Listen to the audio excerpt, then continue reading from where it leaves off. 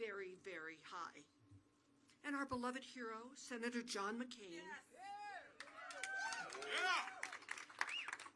who was so revered and respected around the world and who served in this Senate seat before you, he would be so honored today. Senator McCain would be proud that another highly decorated Navy aviator, a brilliant engineer, who then excelled to become an astronaut, and then the commander of the Space Shuttle Endeavour. He has taken up the Arizona flag, and he will serve as senator for the great state of Arizona. Senator Kelly, you have promised to serve every single Arizona resident, Republican, Democrat, Independent. Your door is open. You have an unwavering and laser-focused commitment to collaborate, to solve issues, finalize decisions, and deliver results. This is such a lucky day for Arizona. Welcome, Senator Kelly.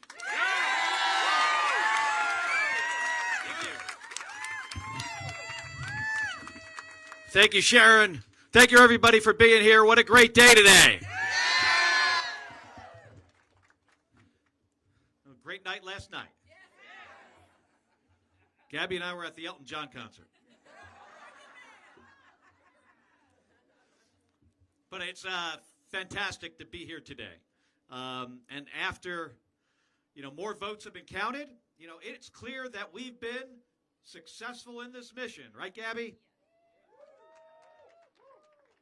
And I'm so honored that Arizona has entrusted me to represent our state in the United States Senate for 6 more years. And I'd like to thank my family, my friends, my campaign team, and the tens of thousands of people over the past few years who have made phone calls, who have knocked on doors, who have chipped in a few bucks and worked late nights and early mornings. You are all the reason that we are successful. And I also want to thank our state's election officials, honorable Republicans and Democrats, who are doing the important work of making sure that Arizonans' votes and voices are heard, their votes are counted as quickly and as transparently as possible. Now, after a long election, it can be tempting to remain focused on the things that divide us. But we've seen the consequences that come when leaders refuse to accept the truth and focus more on conspiracies of the past than solving the challenges that we face today.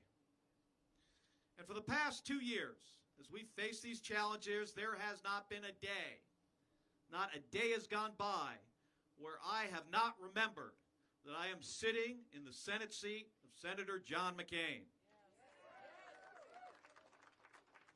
Senator McCain embodied everything it was to be a leader. And at a time when our state and our country remain divided, his legacy of building bridges and focusing on Arizona is an example of what we all should do and what we should look to.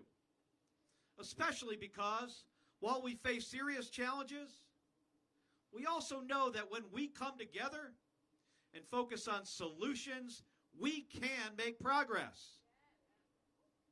After politicians caved time and time again to Big Pharma, we finally beat them. And we're now lowering the cost of prescription drugs for seniors.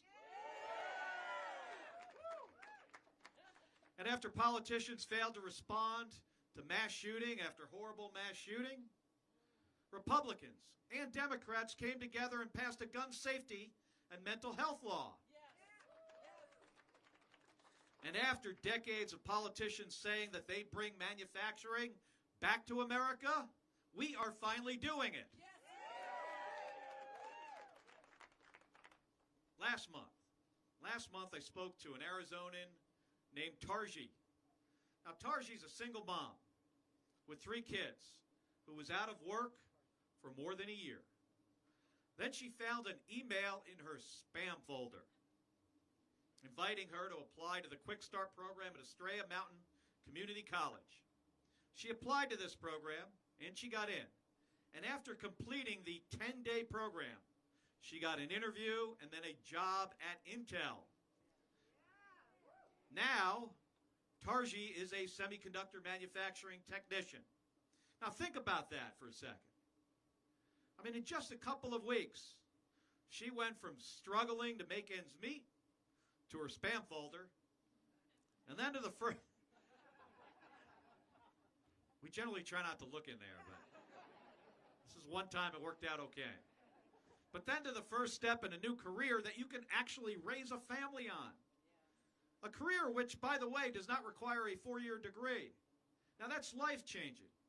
And by creating the jobs of the future here in Arizona and getting folks the skills they need to work them, we're going to make sure that Tarji's story is just the beginning. Because there is a lot more work to do.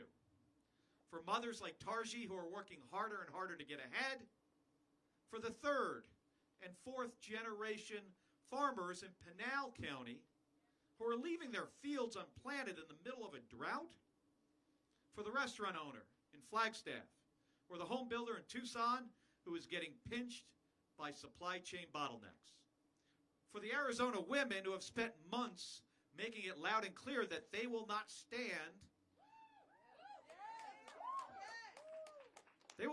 for having their fundamental right to an abortion taken away.